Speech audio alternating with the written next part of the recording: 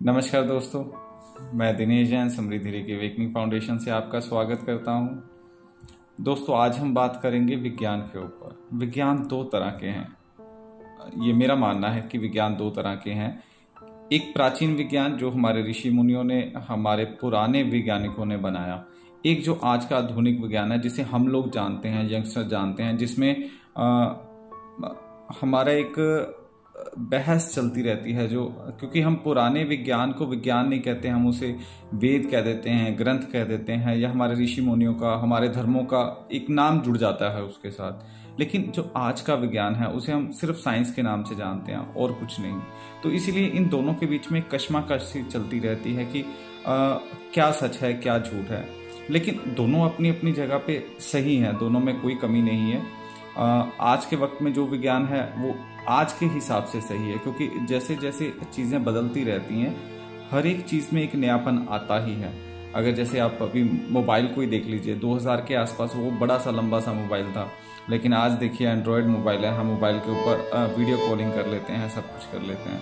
वक्त के हिसाब से सारा कुछ बदलता है। जो हमारे ऋषि मुनि थे, उन्होंने बहुत ज़्यादा तरक्की करी। उन्होंने विज्ञान के ऊपर इतना डीप तक चले गए कि उसका कारण था कि बाहर से बहुत सारे राजा, बहुत सारी सभ्यताएं इंडिया के ऊपर हमला करने के लिए आते थे। वो सिर्फ यहाँ के धन लूटने के लिए नहीं आते थे, वो हमारी संस्कृति को लूटने आते थे। हमारा विज्ञान इतना ज़्यादा विकसित हो चुका था, इतनी ज़्यादा नॉलेज थी हमारे यहाँ ऋषि मुनियों को, इतनी ज़्यादा सर्च थी यहाँ पे कि बाहर से लोग देखते थे कि यहाँ पे पता नहीं क्या जादू है, क्या धरती में ऐसा कुछ है, यहाँ का हर एक इंसान एक वैज्ञानिक है। तो इस तरीके से हमारा इंडिया में विज्ञान की तरक्की हुई। अगर पुराने काल के अंदर हम जाएं तो आप देखेंगे कि एक सिंपल सी प्रथा थी, उपवास। लेकिन आज की टर्म में, आज से 10 साल पहले तक लोग कहते थे उपवास एक अंधविश्वास है, भूखे रह के कोई तपस्या नहीं होती। देखिए, दो तरह की सोच होती है। या तो आप उसे धर्म के साथ ही जोड़कर रखें, मैं धर्म के खिलाफ नहीं हूं, लेकिन आप या तो उसे धर्म के साथ ही जोड़ के रखें, तो वो आस्था है, उसमें अंधविश्वास है, जो भी है वो आपकी अपनी सोच हो सकती है। लेकिन अगर उसकी साइंस की तरफ जाएं, जैसे उपवास है, आज के वक्त में डॉक्टर खुद बोलते हैं कि आपको कम खाना चाहिए या उपवास करें, रात के खाने को छोड़ें। जैसे जैन समाज के अंदर है कि सूरज छिपने से पहले पहले खाना खा लीजिए, उसके बाद खाना नहीं खाना। तो आज तो डॉक्टर भी ये चीज़ें बोल रहे हैं कि अगर आप रात को खाना खा के सोते हो, आप रात को हैवी डाइट लेते हो, जैसे फास्ट फूड, नॉन वेज या और बहुत सारी चीज़ें जो खाने में व्यंजन बहुत सारे आजकल हम ऐड कर चुके हैं, तो उससे आपकी डाइट हिलती है, आपका पूरा स्ट्रक्चर हिलता है, आपकी पूरी हेल्थ हिल जाती है। आप अगर उसी रूटीन के साथ चलते रहते हैं तो आपका डाइजेस्टिव सिस्टम खत्म हो जाता है। आप बहुत सारी बीमारियों के साथ जुड़ जाते हैं। शुगर का होना, बीपी का होना, कोलेस्ट्रॉल का होना, हार्ट ब्लॉकेज होने, बड़ा आम सी बात है ये देखने में बड़ी छोटी छोटी हैं। आजकल तो लोग ये भी कहने लगे बीपी या शुगर अगर किसी को है तो वो कहता है ये बीमारी नहीं, तो नॉर्मल एज के हिसाब से हो जाती है। लेकिन वो ये एक्सेप्ट नहीं कर सकता कि ये मेरी ही गलती है। तो उपवास बहुत ज़रूरी था। पुराने जो हमारे ऋषि मुनि थे, उन्होंने पहले ही जान लिया था कि भूखा रहना हमारे शरीर के लिए भी एक वरदान है। तो उन्होंने उपवास बनाए और कितनी सहूलत दी उन्होंने। आप देखिए, सोमवार का, मंगलवार का, बुधवार का, वीरवार, कोई दिन ही नहीं छोड़ा उन्होंने कि हर दिन का उपवास है। आप करने वाले बनिए। आपने एक दिन चूज करना है, आपने एक दिन उपवास करना है, खुद की बॉडी को डिटॉक्स करना है। आप जैसे भी कर सकते हैं, आप कोई भी दिन चूज कर सकते हैं। और दिन के साथ भी एक साइंस जुड़ी हुई है, बहुत प्राचीन साइंस है। इसे आप एस्ट्रोलॉजी से मत जोड़िएगा। देखिए, हमारे दिन होते हैं बुधवार, वीरवार, शुक्रवार, जो प्लैनेट से मैच करते हैं।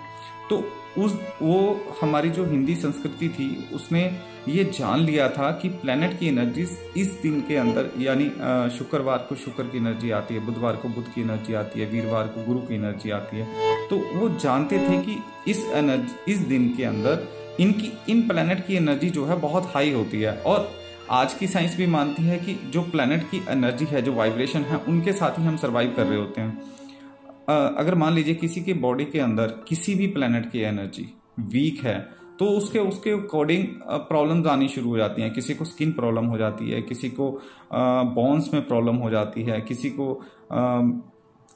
डाइजेस्टिंग सिस्टम की प्रॉब्लम हो जाती है, किसी को अलग अलग हार्मोन्स की प्रॉब्लम हो जाती हैं। अलग अलग प्रॉब्लम प्लेनेट के अकॉर्डिंग ही है, उनका थॉट प्रोसेस, उनका हार्मोन्स का डेवलप होना, उनके केमिकल का डेवलप होना, ये प्लेनेट के साथ ही हम मैच करते हैं। हमारी पृथ्वी जितने प्लैनेट्स की एनर्जी को, सूरज की एनर्जी को, चंद्रमा की एनर्जी को रिसीव करती है, उसी के हिसाब से हमारी बॉडी रिएक्ट कर रही होती है। अगर किसी की बॉडी के अंदर किसी भी तरह के प्लैनेट की एनर्जी का इनटेक कम हो रहा है, यानी हमारा इंस्ट्रूमेंट खराब हो रहा है, यानी हम खराब हो रहे हैं। प्लैनेट तो अपनी एनर्जी वैसे ही दे रहा है, वो किसी के लिए स्पेशल एनर्जी नहीं देता। तो उसके अंदर होता क्या है कि हमें करना क्या चाहिए। तो हमारे ऋषि मुनियों ने एक साइंस बनाई। उस साइंस के अंदर उन्होंने इतना डीप तक चले गए, उन्होंने बनाया जैसे बुधवार के दिन आपने बुध का उपवास करना है, बेसिकली जो शास्त्रों में ये लिखा हुआ है।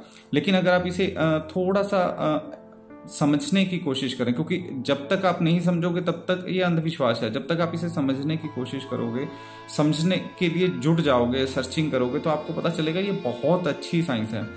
बुधवार के दिन आपकी बॉडी जो रिसीव करती है बुध की एनर्जी को, वो अच्छे तरीके से रिसीव नहीं कर पा रही। तो पुराने टाइम में कि बहुत ज़्यादा बिजनेस नहीं होते थे, बहुत ज़्यादा स्केड्यूल बिजी नहीं होते थे, आज के वक्त की तरह होच पोच नहीं होते थे, तो वो लोग उस दिन के अंदर पूरा दिन उपवास रखते थे, पूरा दिन मेडिटेशन करते थे, और अपना जो रिसीवर है यानी अपनी बॉडी को, जो प्लैनेट की एनर्जी को रिसीव करती है, उसको ठीक करते थे। मेडिटेशन से ये सारी चीज़ें ठीक होती हैं। ये तो साइंस भी कहती है कि अगर आप विचारों को शांत करके बैठ जाओगे तो आपकी बॉडी यूनिवर्सल एनर्जी को रिसीव करना शुरू कर देती है, जिससे आप अपने आप हील होना शुरू हो जाते हैं। तो उन्होंने बहुत अच्छी साइंस को समझा और उन्होंने उसको आजमाया। आजमाने के बाद उन्होंने शास्त्रों में लिख दिया कि अगर आप बुधवार का उपवास करोगे, वीरवार का करोगे, शुक्रवार का करोगे, शनिवार का करोगे, तो आप उस प्लेनेट के साथ जुड़ जाओगे। आपको उस दिन करना क्या है, ये नहीं है कि हम उन अंधविश्वासों में नहीं जाएंगे कि शनि को ये कर दो, मंगल को ये कर दो, बुध को ये कर दो, नहीं। हम साइंस के ऊपर जाएंगे कि उस दिन करना क्या होता था। उस दिन लोग उपवास करते थे, पूरा दिन भूखे रहते थे, और एक तो बॉडी डिटॉक्स करते थे। अगर मैं आज की साइंस के साथ जोड़ के बोल रहा हूँ तो बॉडी डिटॉक्स हो जाती थी, हमारे जो भी केमिकल इनबैलेंस होते थे वो बैलेंस हो जाते थे, हमारी जो एनर्जी होती है उसको बैलेंस होने का मौका मिल जाता था, जिसे हम कहते थे कि हमारी सोल हमारी बॉडी को हील करने में सक्षम हो जाती थी, क्योंकि उसे खाना डाइजेस्ट करने में अपनी एनर्जी को वेस्ट नहीं करना पड़ता था। तो उस टाइम के दौरान हम मेडिटेशन भी कर रहे होते हैं। तो मेडिटेशन करने से, उपवास करने से हम अपनी एनर्जी को पूरी तरह से फील कर लेते थे और हम स्वस्थ हो जाते थे। इसीलिए उन्हें बहुत ज़्यादा मेडिसिन की ज़रूरत नहीं पड़ी। तो इसीलिए उपवास बहुत ज़रूरी है। आज के वक्त में भी उपवास ज़रूरी है, प्राचीन काल में भी उपवास बहुत ज़रूरी था। हमें इस चीज़ को मानना चाहिए और समझना चाहिए। देखिए, समझे बिना क्वेश्चन करना बहुत आसान है, समझकर किसी चीज़ की जानकारी को लेना बहुत मुश्किल है। लेकिन आप अगर उसको समझकर अडॉप्ट करेंगे तो वो आपको अंधविश्वास नहीं लगेगा। आज की जनरेशन क्यों धर्मों से भाग रही है? क्योंकि हम उन्हें अंधविश्वास दे रहे हैं, हम उन्हें एक अच्छी शिक्षा नहीं दे पा रहे हैं कि वो जान पाएं कि धर्म के अंदर क्या है।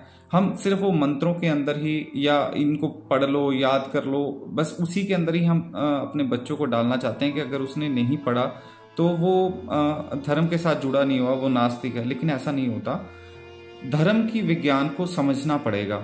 जब तक आप धर्म के विज्ञान को समझ नहीं पाओगे तो आप ना अपने बच्चों को दे पाओगे, ना खुद जान पाओगे कि जो हमारे शास्त्रों में, जो हमारे बुजुर्गों ने, जो हमारे ऋषि मुनियों ने विज्ञान का विकास किया, उसका हम आज के जीवन में कैसे बेनिफिट उठा पाएं।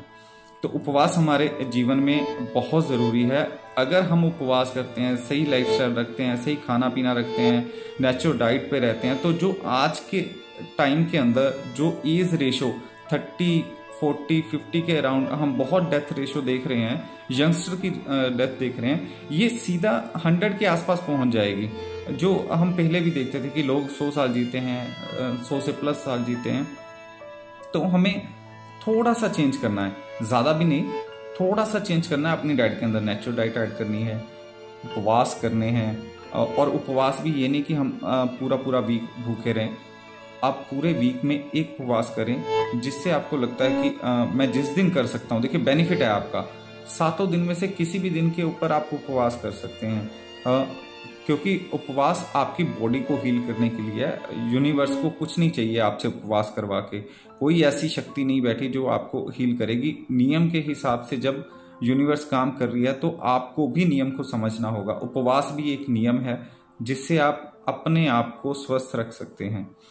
तो ऐसे ही कुछ अंधविश्वास हमारे वेस्टर्न कल्चर ने हमारे साथ बहुत डाले हैं। जैसे अगर मैं थोड़ा सा डिफाइन करने की कोशिश करूं कि वेस्टर्न कल्चर के अंदर बोलते हैं जी 6 से 8 घंटे की नींद हमारे लिए बहुत ज़रूरी है। लेकिन दोस्तों मैं नहीं मानता ये चीज़ कि 6 से 8 घंटे की नींद बहुत ज़रूरी है। 4 घंटे की नींद सफिशेंट है हमारे लिए।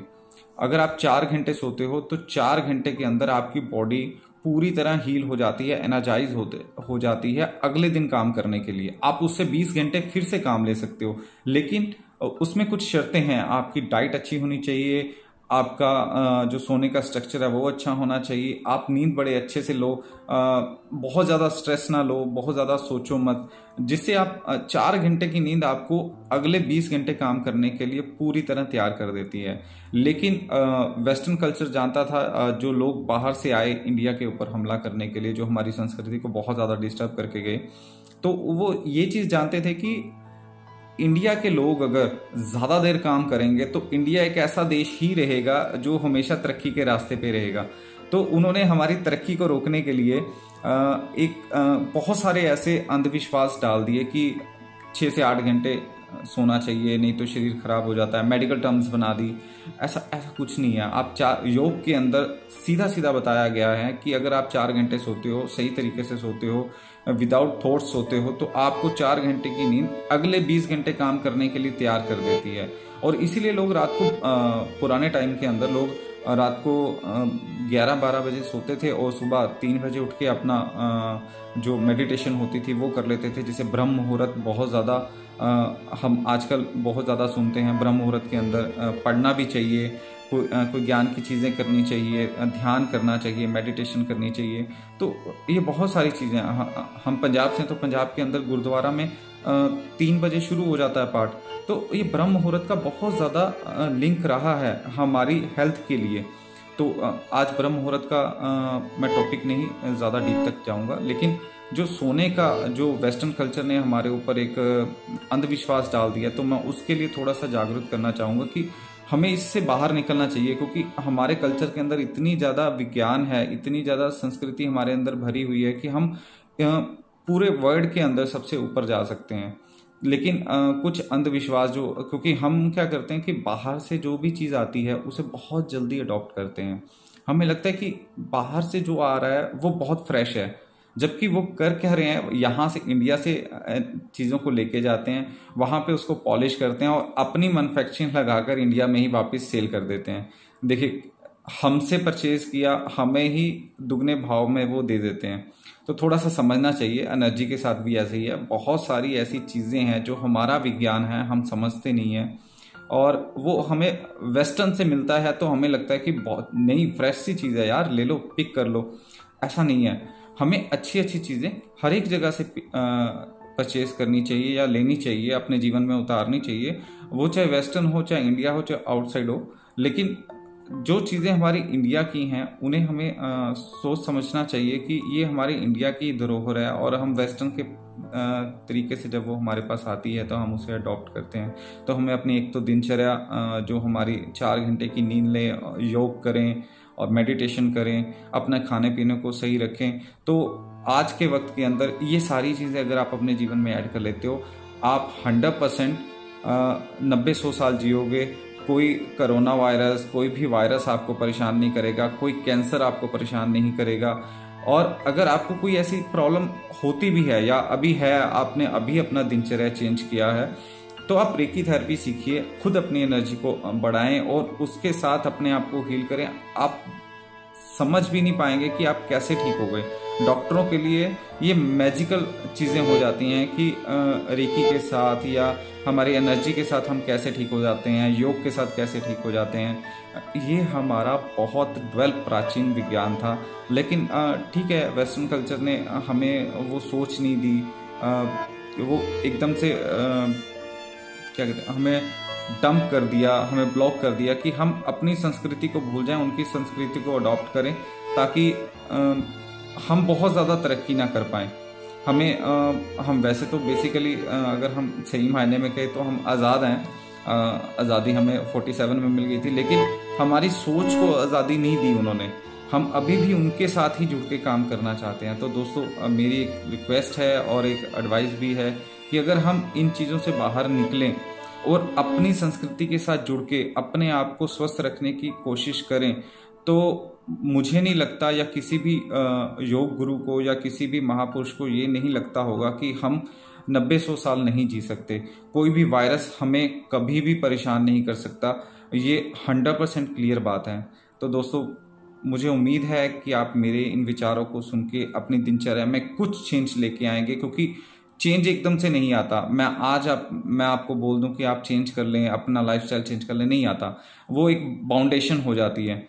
अब धीरे धीरे अपने आप को चेंज करने की कोशिश करें, क्योंकि हम इतने सालों से पके हुए हैं उसी दिनचर्या के साथ, उसी रूटीन के साथ, उसी खाने के साथ। तो वक्त लगेगा, लेकिन इम्पॉसिबल नहीं है।